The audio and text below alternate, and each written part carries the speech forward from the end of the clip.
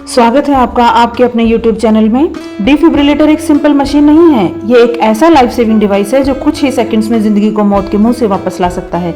जी हाँ, defibrillator operate करने के लिए सिर्फ थ्योरेटिकल नॉलेज ही नहीं बल्कि क्लिनिकल स्किल्स और इमरजेंसी कंडीशन में कॉन्फिडेंस होना चाहिए। तो इस वीडियो में आज हम डिफिब्रिलेटर के की फंक्शंस के बारे में बात करेंगे। नमस्कार, ये है डिफिब्रिलेटर और डिफिब्रिलेटर एक ऐसा मेडिकल डिवाइस है जो हार्ट की इर्रेगुलर बीट्स यानी इरिथमिया को इम्प्रूव करने के लिए इलेक्ट्रिक शॉक देता है। इसका उपयोग तब किया जाता है जब किसी व्यक्ति का हार्ट अचानक रुक जाता है, जिसे कार्डियक अरेस्ट बोलते हैं, या फिर धड़कन बहुत ही फास्ट या इर्रेगुलर हो जाती है। डिफिब्रिलेटर कैसे काम करता है, हाउ इट वर्क्स। जब हमारा हार्ट बीट इरेगुलर हो जाती है तो वह इफेक्टिवली ब्लड पंप नहीं कर पाता। डिफिब्रिलेटर एक ऐसा कंट्रोल्ड इलेक्ट्रिक शॉक देता है जो हार्ट बीट को रीसेट कर देता है और हार्ट बीट नॉर्मल या रेगुलर हो जाती है। चलिए अब हम जान लेते हैं डिफिब्रिलेटर के पार्ट्स के बारे में। ये हमारा अलाइड कंपनी का संजीवनी 1006 मॉडर्न बाईफेसिक डिफिब्रिलेटर है जो बहुत ही लाइट वेट, बैटरी पावर्ड और पोर्टेबल डिवाइस है, जिसे हम कार्डियक मॉनिटर की तरह भी यूज कर सकते हैं। इसमें pacer, AED mode, SpO2, NIBP की सुविधा भी उपलब्ध है। ये एक बेस यूनिट के साथ आता है जिसमें 2 इलेक्ट्रोड पैडल्स होते हैं, एक एपेक्स और दूसरा स्टर्नम। एपेक्स पैडल में 2 बटन होते हैं, एक चार्ज और दूसरा शॉक। स्टर्नम पैडल में केवल एक डिस्चार्ज या शॉक बटन होता है।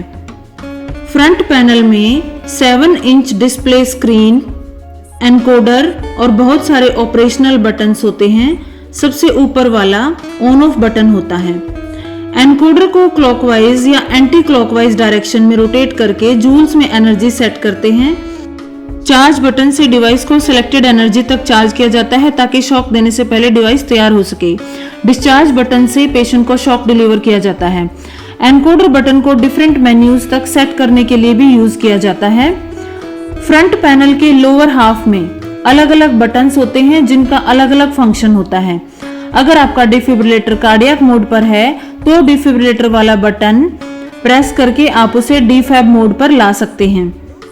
सिंक और नॉन सिंक बटन सिंक्रोनस और नॉन सिंक्रोनस मोड्स को स्विच करने में हेल्प करता है। Defibrillator by default non synchronous mode होता है। अगर लास्ट मोमेंट में शॉक ना देने का डिसीजन हो जाए तो डिस अलार्म बटन प्रेस करना चाहिए। यह बटन शॉक दिए बिना एनर्जी को डिस्चार्ज कर देता है। डिफिब चेक बटन तब यूज होता है ये देखने के लिए कि मैनुअल मोड में डिफिब प्रॉपरली फंक्शन कर रहा है या नहीं। कैसे चेक करेंगे?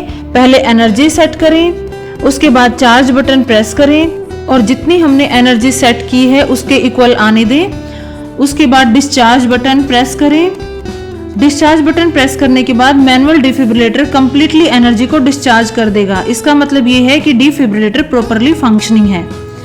ये ECG फ्रीज की है जिसमें लास्ट 4 सेकंड का ECG फ्रीज करके हम स्क्रीन में रीड कर सकते हैं।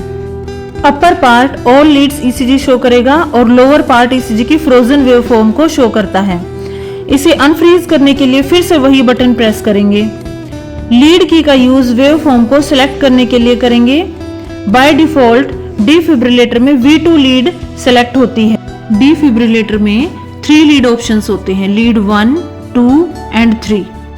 यह की पेशेंट का ब्लड प्रेशर चेक करने के लिए यूज की जाती है। पेशेंट की आर्म पर BP कफ अटैच करके BP बटन को प्रेस करते हैं। मेन्यू बटन स्क्रीन पर मेन्यू को ओपन करता है। इसमें event button, history display, trend auto alarm, reset setting और एग्जिट जैसे ऑप्शंस होते हैं। आप इन ऑप्शंस के लिए एनकोडर का भी यूज कर सकते हैं। शॉक का डिटेल्स आप इवेंट हिस्ट्री में देख सकते हैं जिसमें serial number, date and time, energy in joules और स्टेटस पास और फेल होता है। लास्ट शॉक डिटेल्स हमें मेमोरी में देख सकते हैं। एनकोडर बटन से हम SpO2 सेटिंग कर सकते हैं और लास्ट 24 आवर्स डाटा भी देख सकते हैं। अगर कोई वैल्यू कम या ज्यादा होती है तो वह रेड कलर में शो होती है जिससे अलार्म बजने लगता है। इस बटन से हम अलार्म को साइलेंट कर सकते हैं और हमें कंसंट्रेट करना चाहिए कि वैल्यू कम या ज्यादा क्यों है, क्या प्रॉब्लम है। होम की को प्रेस करके आप वापस मेन स्क्रीन पर आ सकते हैं और प्रिंट की को प्रेस करके हम लास्ट 10 सेकंड्स का ईसीजी या शॉक वेव्स को प्रिंट कर सकते हैं, जिसमें time, date, energy, shock delivered और स्टेटस सब लिखा होता है। अभी आप देख सकते हैं कोने में 3 मेंस, बैटरी और लो बैटरी लिखा होता है। अगर डिफिब्रिलेटर चार्जिंग में लगा हुआ है तो मेंस वाली लाइट ब्लिंक होगी। अगर आप डिफिब्रिलेटर को बैटरी पर ऑपरेट कर रहे हैं तो बैटरी वाली लाइट ब्लिंक होगी, और अगर लो बैटरी है तो रेड कलर की लाइट ब्लिंक होगी जो लो बैटरी को इंडिकेट करेगा।